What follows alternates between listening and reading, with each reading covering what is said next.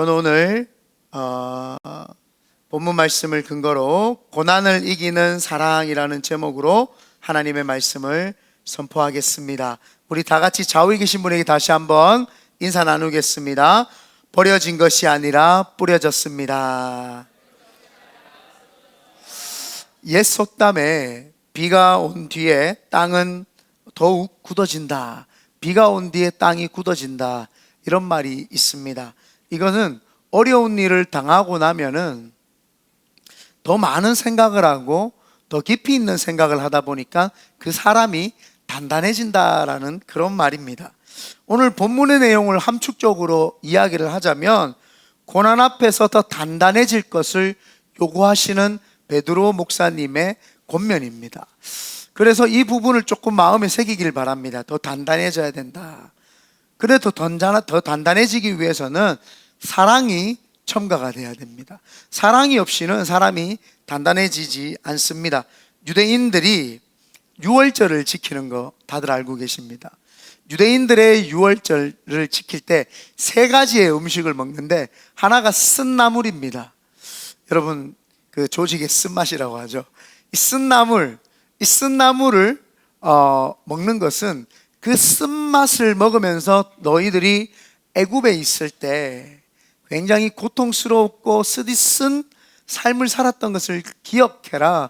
그래서 옛말에 눈물 젖은 빵을 먹어보지 못한 사람은 인생을 논하지 마라, 이런 말이 있었던 것처럼 그 쓴나물을 먹게 했어요. 그리고 무교병이라고 해가지고 빵을 만들거나 떡을 만드는데 아무런 누룩을 넣지 않고 그냥 거친 밀가루에다가 아무것도 그냥 넣지 않고 반죽을 해가지고 거친 빵, 아무 맛도 없지만 거친 거. 왜냐하면 이스라엘 사람들이 애굽에 있었을 때에 이 무교병을 먹었어요. 왜냐하면 노예 신분이다 보니까 음식을 만들 시간이 없었고 그냥 이 무교병을 먹었어. 거친 그 인생, 자신들의 거칠었던 인생들을 생각을 하면서 이 출애굽한 날을 기억하라. 그리고 하나가 소개되어지지 않았지만 유대 전통에 의하면은 지금도 이 사람들이 하는 것 중에 하나가 단단한 계란을 먹습니다. 이 단단한 계란을 왜 먹느냐? 음식은 삶으면 삶을수록 원래 더 부드러워져야 되는 게 음식인데 이 계란은 삶으면 삶을수록 더 쪼그라들고 더 단단해집니다. 그래서 니네들이 애굽에서 출애굽할 때에 그 기억을 해라. 니네들이 고난 고통이 있어서 그 애굽으로부터 너희들이 얼마나 그 역경과 힘듦이 있었지만 더 단단해져야 된다는 거예요. 애굽에서부터의 고난과 고통이 있었지만 단단해져라.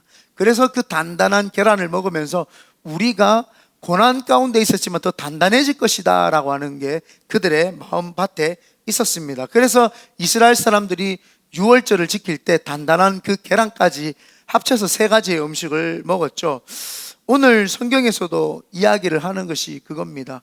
그 AD 64년경에 네로 황제의 핍박과 고난이 있을 때에 이스라엘 백성들, 특별히 유대인들 중에서 예수님을 믿는 유대인들, 그들이 너무너무 많은 핍박을 받았죠. 그래서 너무너무 많은 핍박을 받으니까 이 사도 베드로 목사님이 단단해질 것에 대해서 오늘 이야기를 합니다. 그런데 그 이스라엘 백성들도 단단해지기 위해서 뭘 기억을 했어요?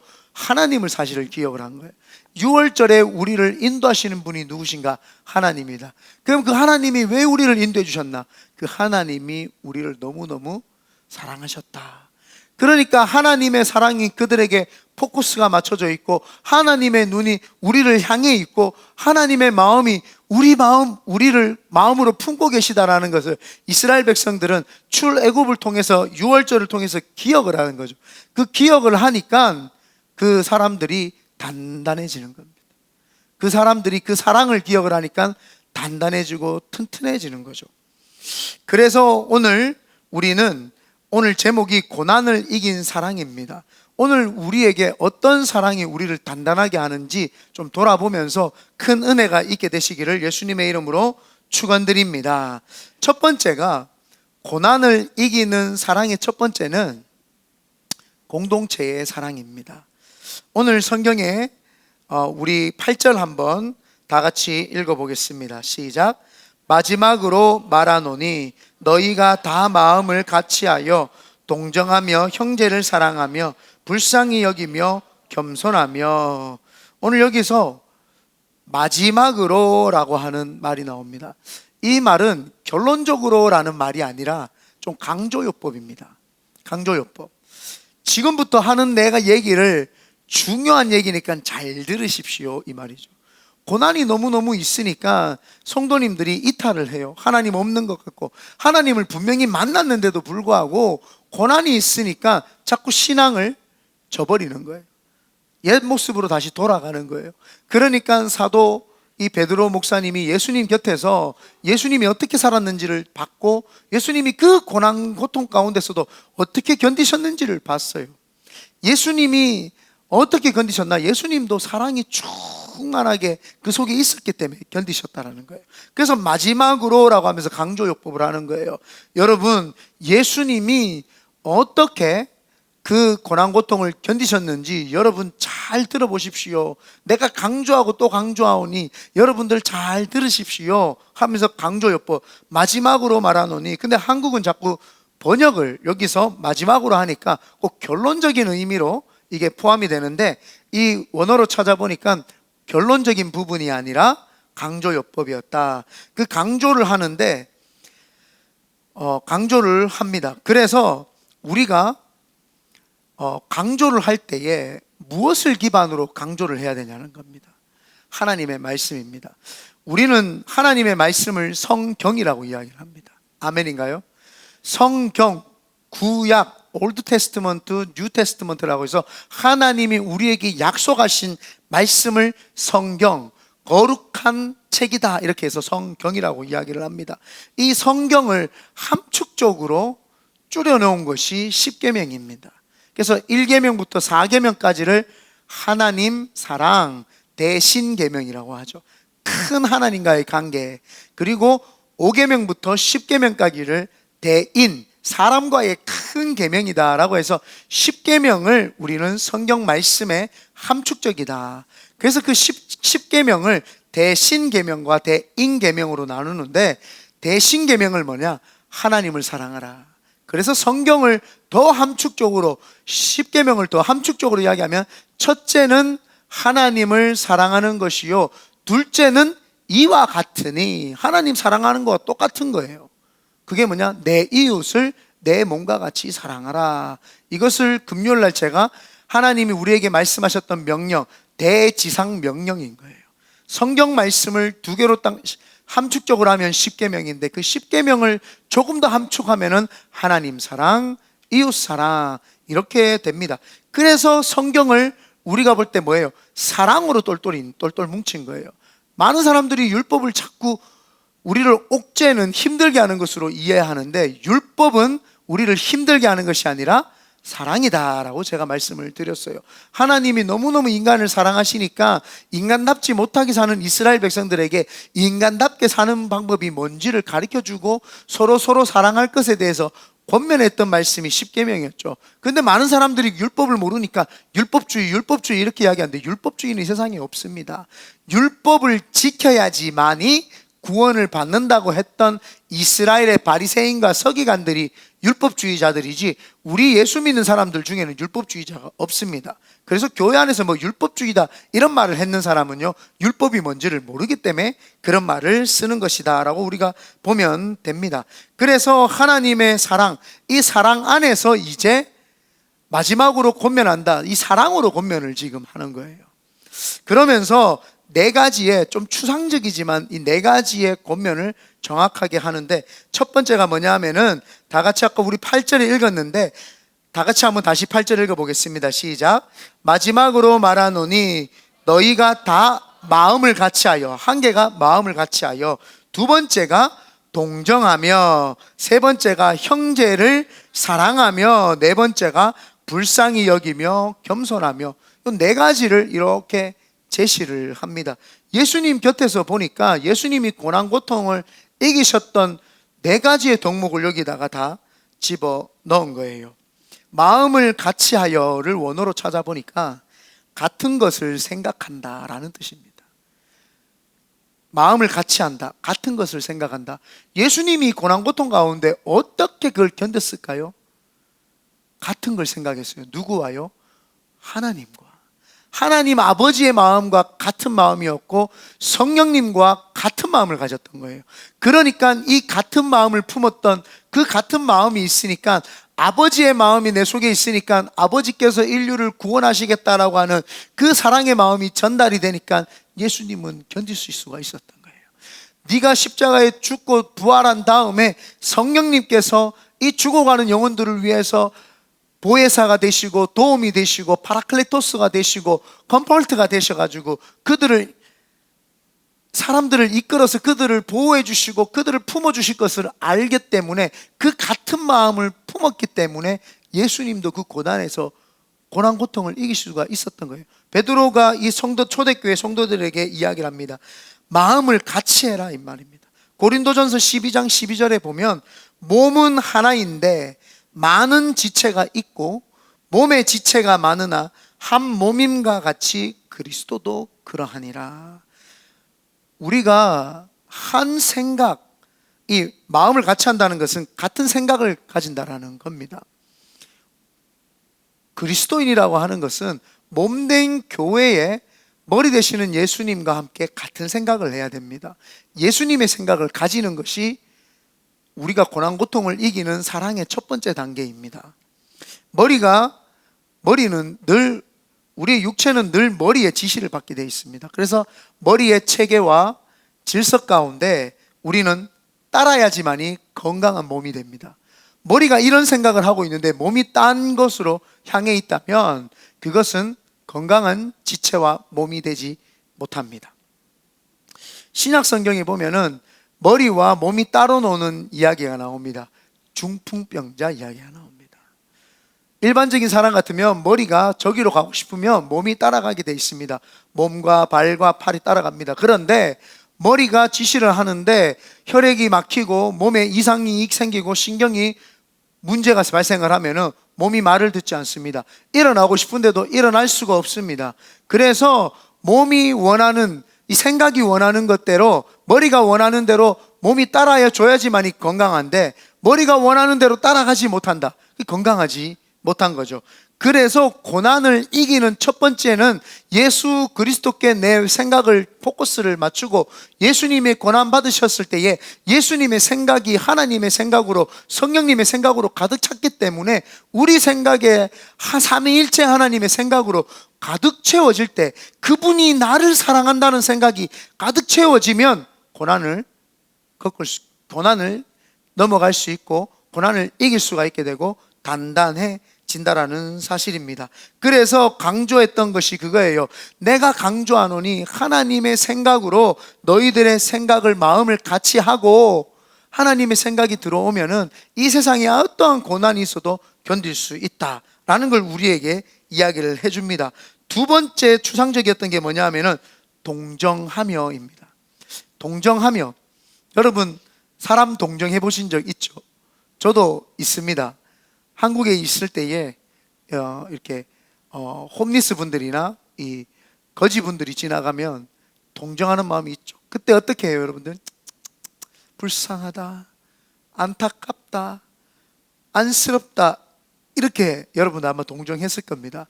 그런데 성경에서 말하는 동정은 그런 수준의 동정을 이야기하는 게 아니라, 동정을 원어로 보니까 함께 겪는다. 제가 오늘 원어까지 이야기 안 하는 거는 시간이 짧기 때문에 빨리 지나가려고 그렇습니다. 함께 겪는다라는 뜻입니다. 동정을 한다는 건 혀를 쯧쯧쯧 차는 것이 아니라 그 사람의 모습으로서 그 사람처럼 되어가지고 그 사람의 기뻐하면 기뻐하고 그 사람이 슬퍼하면 슬퍼하고 그 사람과 함께하는 것, 그게 바로 동정이다. 우리가 동정을 봤을 때 누가 우리를 가장 많이 동정을 했습니까? 하나님이시죠. 하나님은 하나님의 신분이 있으신 분이에요. 신이라고 하는 신분이 있으신데 인간을 보니까 너무 그 죄 가운데 안타까운 거예요. 그러니까 하나님이 하늘에서 안타깝다 라고 생각하시고 끝을 내신 것이 아니라 그분이 이 땅의 인카네이션, 성육신이라고 합니다. 신이 사람이 되어 인카네이션이 되어서 이 땅에 임하셨죠. 그래서 인간과 함께 동일하게 인간의 슬픔, 인간의 아픔, 인간의 배고픔, 인간의 고통을 몸소 그분이 다 몸으로 경험을 하고 다 겪습니다. 그래서 예수님이 우리를 온전히 동정하시면서 그분이 모든 것을 내어놓으시면서 죽으셨죠. 그래서 예수 그리스도밖에 구세주가 없는 겁니다. 그분이 우리의 형편과 우리의 처지와 우리의 상황을 다 하신 거예요. 인간이 죄 가운데 있으니까 얼마나 힘든 인생을 사는지 예수님은 다 겪으신 거예요. 예수님이 이 땅에 신으로 오셔가지고 죽으신 게 아닙니다. 100% 인간으로 오셔가지고 인간의 모든 고난 고통을 33년을 사시면서 다 경험을 하셨어요. 그래서 인간이 죄 가운데 고통하는 것이 이런 거구나, 인간이 죄로부터 벗어날 수가 없구나. 그래서 인간이신 하나님이신 그 예수님이 인간이 돼가지고 그 모든 고통을 짊어지시려고 이 땅에 오신 거예요. 그래서 예수 그리스도만이 우리의 구세주가 되고 우리의 죄를 없애주실 분이 그분밖에 없다는 겁니다. 그런데 그분은 신이시기 때문에 죄가 없으시단 말이에요. 그래서 죄가 없으신 그분은 죄인의 모든 고난 고통을 동정하시면서 다 겪으시면서 그 모든 것을 품으시고 십자가에서 죽으시면서 내가 다 이루었다라고 하시면서 그 모든 세상의 죄를 다 멸하신 거죠. 그러면서 자신의 깨끗함과 자신의 신성을 우리 인간의 죄와 맞바꾸신 분이 바로 예수 그리스도십니다. 여기서 말하는 동정이 그겁니다. 그 동정이 우리 마음에 새겨질 때 그때 고난 고통을 이길 수가 있는 거예요. 그 동정하심에, 예수 그리스도의 동정하심이 내 마음속에 안 들어오면 고난을 이길 수가 없는 거예요. 내 삶이 힘든 것 같고 내가 어려운 것 같고 그래요. 그런데 예수 그리스도의 고난이 내 속에 확 들어오는 순간 이 모든 것들을 주님이 다 이기셨는데 내가 이 고난을 왜 못 이길까? 그래서 초대교회 성도들이 베드로 목사님과 사도 요한의 목사님과 또 야고보 목사님과 이 사도 바울 목사님, 이 모든 분들이 이 고난에 있는 성도들에게 권면할 것을 권면했고, 예수님 곁에서 그분들이 다 본 것들을 이야기를 하니까 그 초대교회 성도들이 그 말씀을 마음에 새기고 버텨내고 카타콤, 지하 무덤에 들어가서 300년 동안 큰 무덤에서 버티면서 이겨냈던 거 아닙니까? 그게 바로 우리 초대교회 크리스천들의 고난을 이기는 방법. 고난을 이기는 건요, 사랑밖에 없어요. 사랑이 아니고는 고난을 이길 재간이 없습니다. 그래서 사랑이 들어와야지 사람의 마음이 단단해지고 그 사랑으로 힘이 나게 되어 있는 것입니다. 큰 수술대에 누워본 사람만이 아픔 있는 사람을 알 수가 있어요. 저도 예전에 저는 순복음 교단 목회자이기 때문에 우리 순복음 교단 목회자들이 특별히 많이 하는 것 중에 하나가 축사 사역을 많이 합니다. 귀신을 쫓아내고 병 고치는 사역, 이런 것들을 많이 합니다. 저도 순복음 교단의 목사고 하나님을 뜨겁게 만났기 때문에 그런 은사가 생기기를 사모했어요. 사모하고 그렇게 해서 사람들을 기도해주고 쫓아내줘요. 근데 귀신은 참 잘 쫓아나가요. 손 놓고 기도해주고 믿음으로 하면 귀신은 많이 쫓아나가요. 왜 그러나 봤더니 제가 너무나도, 제 자신이 너무나도 죄 가운데 귀신의 밭에서 살던 사람이다 보니까 그 귀신의 장난을 제가 너무 잘 알았어요. 그렇기 때문에 손을 얹고 기도해주면 그 사람의 죄와 상태가 깨달아져요. 그러면 쫓아내면 떠나갑니다. 그래서 귀신의 상태를 잘 알고 있고 잘 쫓아냈죠. 그런데 병자를 놓고 기도하면 병이 잘 안 나아요. 왜 그렇지? 그런데 제가 32살 때 암 걸리고 나서, 육종암을 걸리고 나서 수술을 하고 깊이 묵상 가운데 하나님을 깊이 만나고 다시 하나님이 나를 치료해 주시는 것을 회복하고 경험하고 난 다음에는 병자를 보면은 예전 같지 않아요. 내 마음 같고 눈물이 나고 저 사람의 아픔이 내 아픔인 것 같고, 그때부터 기도해 주기 시작하니까 치료의 역사들이 많이 일어나더라고요. 그러면서 제가 알았어요. 상대편의 마음을 깨닫지 않은 사람은 그 사람을 이해할 수 없는 거예요. 동정이라는 것이 그런 것입니다. 예수 그리스도의 사랑을 깨달은 사람이 고난 고통을 이기고 단단해질 뿐만 아니라 다른 사람들에게 손을 대주면서 같이 기도해 줄 수 있는 동력자가 될 수 있고 중보자가 될 수 있다는 것입니다. 그러므로 우리 여러분 혹시 삶 가운데 고난 고통이 있으십니까? 예수 그리스도의 동정의 마음이 여러분 마음 되시기를 예수님의 이름으로 축원드립니다. 세 번째가 형제를 사랑하며입니다. 오늘은 어제보다 조금 덜 덥죠. 그래도 덥죠. 네, 한다고 했는데 지금 여기 교회에다가 저희가 문의를 했습니다. 왜 에어컨이 안 나오냐. 그래서 조금만 잘 버티시면 좋은 날이 오리라 생각을 하고, 오늘 또 전도사님들이 수고해가지고 위에 공기를 또 아래로 내리는 이런 역사를 만들었습니다. 그래서 오늘 좀 덜 더운 것 같습니다. 힘내시기를 바랍니다. 오늘 여기 보면 세 번째가 형제를 사랑하며, 형제를 사랑하며가 헬라어로 우리 잘 알고 있습니다. 7교회 중에 필라델피아 교회 기억나십니까? 필라델피아가 형제를 사랑하며, 미국에 가면은 필라델피아라고 하는 또 주인가요? 도시인가요? 주가 있습니다. 여기 뜻이 형제를 사랑하며입니다. 형제를 사랑한다라고 하는 것은 형제와 함께 동행하고 같이 함께 해주는 것을 이야기를 합니다. 아까 전에 말했던 동정하고는 조금 다른 겁니다.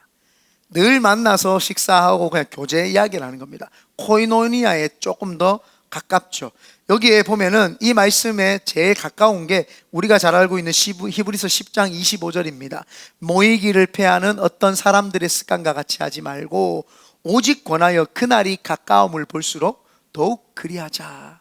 말세 때가 되고 말세 때가 되면 힘든 일이 찾아오니까 여러분 혼자 있으면 힘들어요. 형제를 사랑해가지고 형제들하고 같이 있읍시다 라고 하는 내용입니다. 무디 목사님이 목회를 굉장히 잘했어요. 그래서 무디 목사님은 이 시대를 깨웠던 영적 각성을 일으켰던 대부흥의 역사를 주도했던 목사님이 무디 목사님인데, 그 무디 목사님이 목회를 하는데 한 성도가 찾아왔어요. 목사님 잘 지내십니까? 잘 지내고 있습니다. 저는 교회 안 나갈 겁니다. 왜요? 그랬더니 교회 나가니까 나를 시험에 들게 하는 사람도 있고 힘들고 교회는 안 나가겠습니다. 그래요? 하고 무디 목사님이 아무 말 하지 아니하고 난로불에 불 타고 있는 그 나무 장작 하나를 딱 끄집어다가 밖에 그냥 탁 놔뒀습니다. 장작은 계속 잘 타는데 잘 탈 것만 같았던 나무 장작이 밖에 혼자 놔두니까 사르르르 꺼지는 것을 보게 됩니다. 그러면서 무디 목사님이 이렇게 이야기합니다.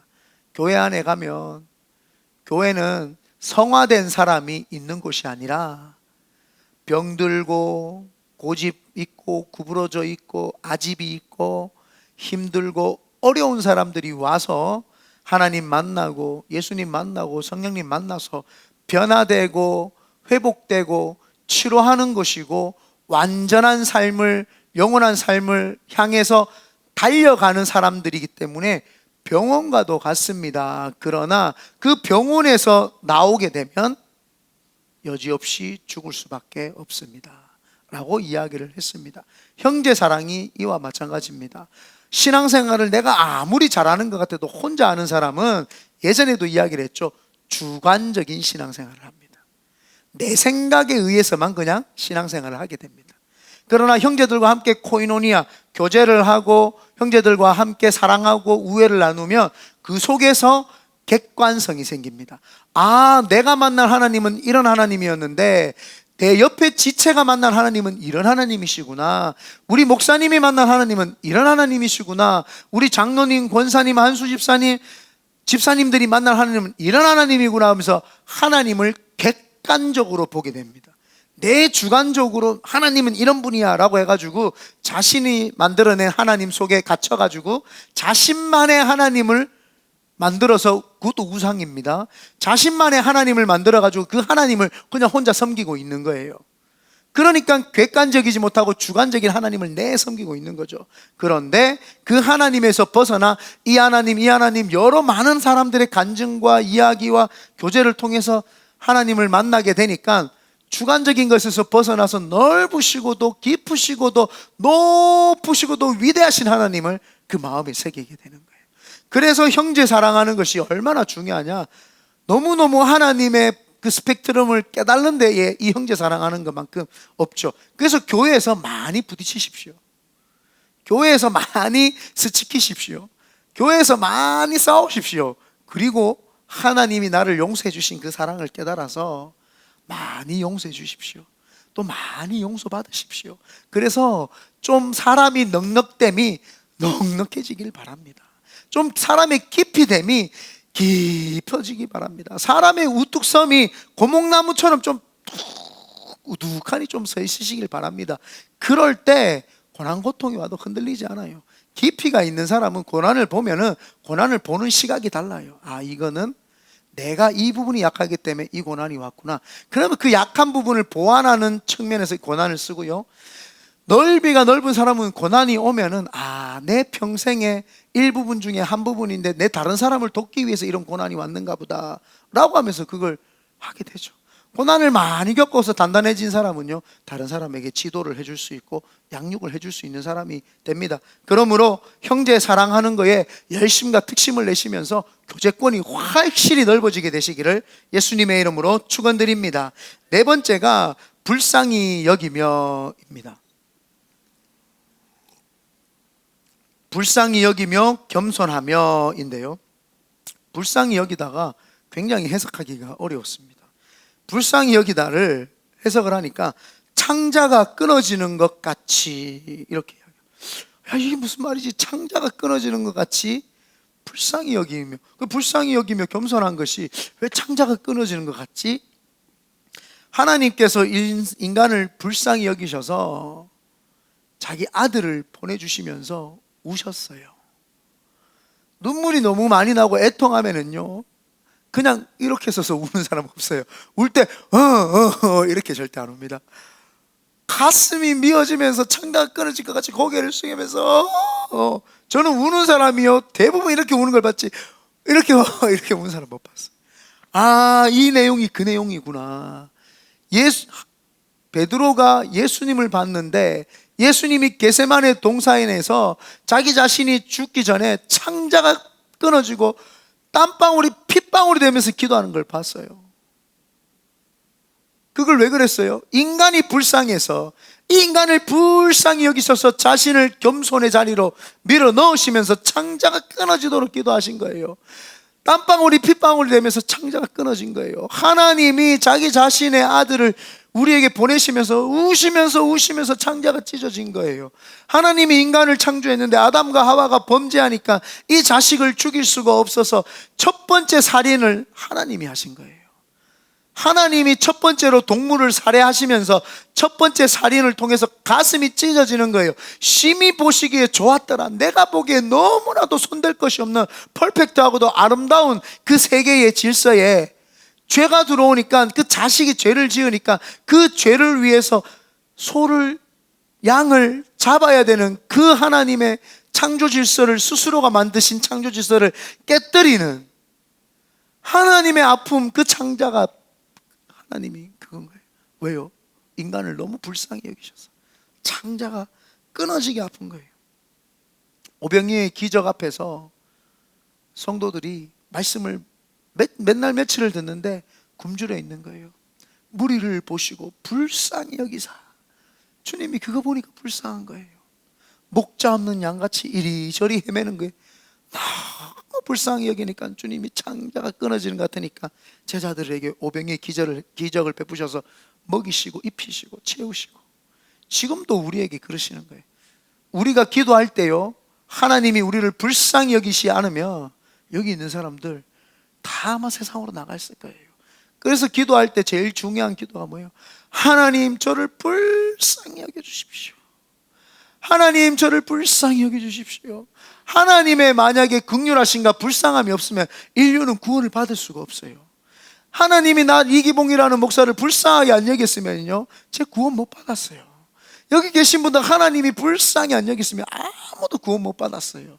하나님이 우리를 불쌍히 여겨주셨기 때문에 우리가 구원을 다 받을 수 있는 것이거든요. 그래서 이 창자가 끊어진 것 같은 그 아픔에서 하나님이 우리를 불쌍히 여기셨고 예수님이 우리를 불쌍히 여기셨어요. 그런데 이 불쌍히 여김을 깨달은 자가 지금도 하나님이 우리를 불쌍히 여기게끔 자꾸 만들어요. 우리와 지금 함께 계시는 성령님이 있는데, 성령님이 지금 내 곁에서 항상 계시는데도 불구하고 그 성령님을 자꾸 무시하는 거예요. 그러니까 성령님이 너무 가슴 아픈 거예요. 불쌍히 여기는 거예요. 내가 네 옆에 있는데 왜 그렇게 근심, 걱정, 불안, 초조해 하느냐? 왜 너는 한낱 질병 때문에, 왜 그 한낱 질병 때문에 내 성령인 나를 의지 못하느냐? 너는 왜 한낱 그 돈 때문에, 한 줌의 죄로 없어질 돈 때문에 네 옆에 있는 성령을 의지하지 못하고 그렇게 불쌍하게 살고 있느냐? 하나님 불쌍한 거예요. 하나님이 직업 하나 못 주는 분으로 인식하고 있는 네 자신을 보니까 성령님이 곁에서 가슴 치면서 불쌍하게 생각. 내가 네 옆에 있는데도 그렇게 네가 나를 모르겠느냐? 하나님이 너무 가슴 아파하는 거예요. 성령 하나님이 지금 우리 곁에 계시는 거예요. 성령 하나님이 지금 곁에 계시는데도 불구하고 모르는 거예요. 하나님이 나를 위해서 아들을 보내주셔가지고 나를 불쌍히 여기주셨구나, 그건 알아. 예수님이 나를 위해 십자가를 못 박혀 돌아가신 것도 알아요. 그런데 성령님이 지금 내 옆에서 늘 말씀하시고 계시는 걸 모른단 말이에요. 그게 성령님, 우리 하나님의 마음이 우리를 볼 때 더 불쌍하게 만드는 거예요. 이제 하나님의 마음을 시원케 해드려야 되는 거예요. 하나님, 내가 내 자신을 볼 때는 하나님한테 불쌍히 여기달라고 해야 되지만 하나님이 내 자신을 볼 때는 기쁘실 수 있도록 해야 되는 거예요. 성령 하나님, 오늘도 제가 성령님을 잃어버렸죠. 불쌍히 여겨주세요. 성령님 사랑합니다. 아니다. 네가 나를 인식했으니, 네가 나를 보고 있으니, 네가 나를 느끼고 있으니까 잘했다. 사랑한다 딸아, 사랑한다 아들아, 잘하고 있다, 힘내라. 그때 하나님의 사랑이 오니까 고난고통을 이기는 거예요. 고난고통을 이길 뿐만 아니라 단단해지는 거예요. 사람이 단단해질 수 있는 것은 사랑밖에 없는 줄 믿습니다. 그래서 겸손의 왕으로 예수 그리스도께서 오신 줄 믿습니다. 고난을 이기는 사랑의 두 번째, 오늘 두 번째까지입니다. 두 번째는 상당히 짧습니다. 두 번째는 고난을 주는 자들을 이제 사랑하는 것입니다. 1968년도에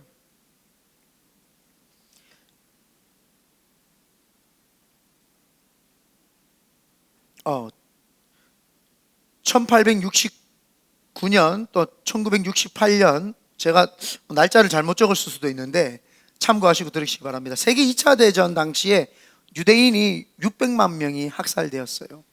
이걸 홀로코스트입니다 이렇게 이야기를 하는데, 그때 살해한 독일의 이 사람이 아이디어를 내서 살인을 하는데, 아이히만이라고 하는 사람이 있어요.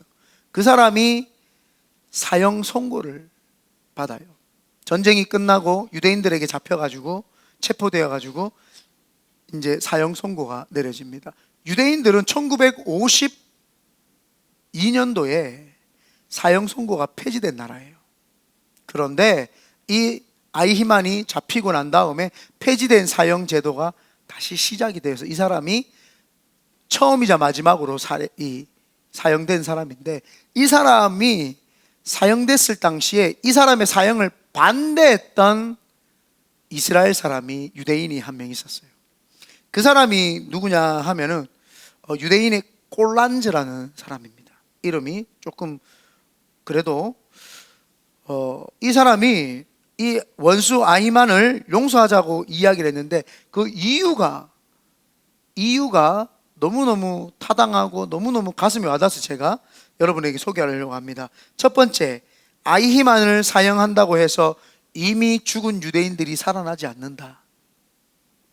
두 번째, 육신을 사형한다 해도 어차피 이 사람은 오래 살지 못하고 죽는다.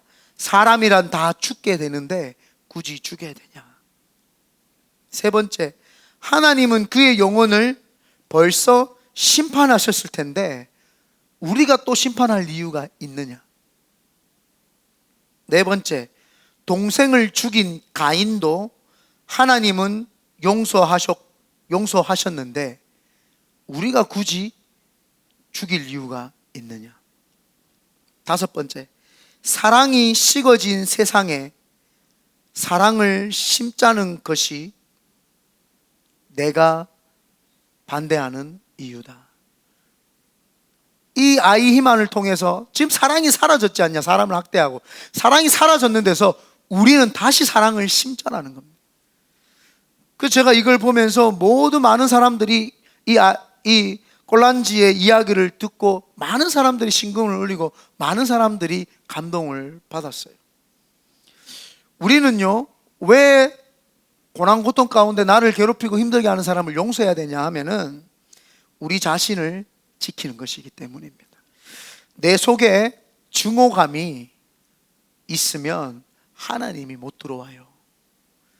내 속에 증오감이 계속 있고 나한테 고난 고통 줬던 사람들이 증오감이 있으면 하나님이 내 속에 들어올 수 없어요. 내 속에 원망이 넘치고 미움이 가득하면 하나님이 내 속에 없어요. 그 사람은, 누구를 미워하는 사람은 아무리 하나님 사랑한다 해도 하나님이 그 속에 없어요.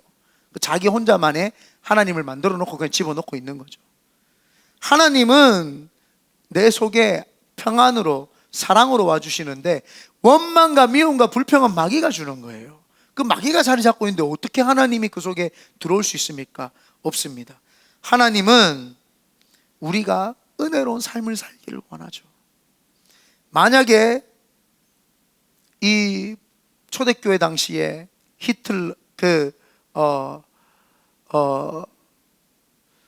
고난 고통을 줬던 네로 황제 같은 그런 사람을 마음에 품고 있었다면 늘 그 사람만 생각하면 억울하고 죽이고 싶고 막 그러잖아요. 우리에게 고난 고통을 줬던 그 초대교회 많은 이교도들이 기독교인들을 박해하고 죽였어요. 그런데도 믿음을 그들이 해서 할 수 있었던 것은 베드로 목사님이 이야기합니다.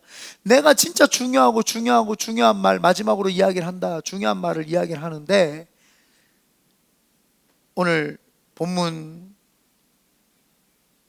9절입니다. 다 같이 한번 읽어보겠습니다. 시작. 악을 악으로, 욕을 욕으로 갚지 말고 도리어 복을 빌라. 이를 위하여 너희가 부르심을 받았으니 이는 복을 이어받게 하려 함이라. 우리는 사랑을 증거하러 부르심을 받았고 뿐만 아니라 이는 복을 이어받게 하려고. 내가 남을 원망하고 남을 미워하는 게 없어야지 복의 근원이 되는 거예요. 내가 남을 원망하고 복이 가득 차 있으면 내가 복을 이어받는 기업이 될 수가 없는 거예요. 그래서 우리가 고난 가운데 미워하는 사람을 사랑해야 되는 이유는 내가 살라고. 혹시 미워하는 분 있습니까? 그 인간 말고요. 내 남편, 그 인간, 그 아내, 그거는 빨리 사랑하시길 바라고요. 또 그 인간 있습니까? 그 사랑해야 돼요. 그 사랑하지 않으면은요, 하나님이 내 속에 없어요. 아무리 여러분이 내가 하나님 있다고 해도요, 하나님 없어요. 내가 들어가고 싶은데 네 속에 미움 때문에 못 들어가고 있어. 네 속에 원망 때문에 내가 못 들어가고 있어. 네 속에 있는 것 때문에 내가 못 들어가고 있어. 그걸 빼내야 되는 거예요. 빼내야지 들어오죠. 많은 예화를 여러분 들어봤습니다. 여기에 더러운 물이 있으면은요, 물을 따르면은요, 조금 덜 더러운 물 되지 깨끗한 물이 되지 않습니다. 더러운 물은 확 버려버리고 새로운 물을 담아야지 깨끗한 물이 됩니다. 우리 신앙생활에 오늘 하나님이 말씀하시는 것이 그것입니다. 베드로 목사님을 통해서, 베드로 목사님이 예수님 곁에서 3년 반 동안 보면서 예수님이 어떻게 하시는지 알아요. 그래서 예수님이 마지막에 뭐예요? 아버지여, 저들이 하는 것을 알지 못하니 저들을 용서하여 주시옵소서. 자신을 죽이고 멸망시키는데도 불구하고 용서하는 것, 우리에게 그게 필요합니다. 그래서 고난을 이기는 것은 사랑밖에 없습니다. 그 사랑의 첫 번째가 공동체의 사랑입니다. 같은 것을 생각을 하고 함께 동정하면서 겪고 형제들과 코이노니아 교제를 하고 불쌍히 여기며 하나님 나를 불쌍히 여겨주시고 서로를 불쌍히 여기면서 창자가 끊어질 것 같이 서로를 위해서 중보해 주는 그 사랑과 공동체의 그 사랑과, 그리고 하나님 나를 괴롭히는 그 상대편의 그 사랑하는 그 사랑으로 모든 것들을 이루었던 예수님처럼 우리가 그 예수님의 사랑이 들어올 때 그때 모든 사랑으로 모든 고난을 이기게 될 줄 믿습니다. 우리에게도 동일한 역사가 있게 되시기를 예수님의 이름으로 축원드립니다. 아멘.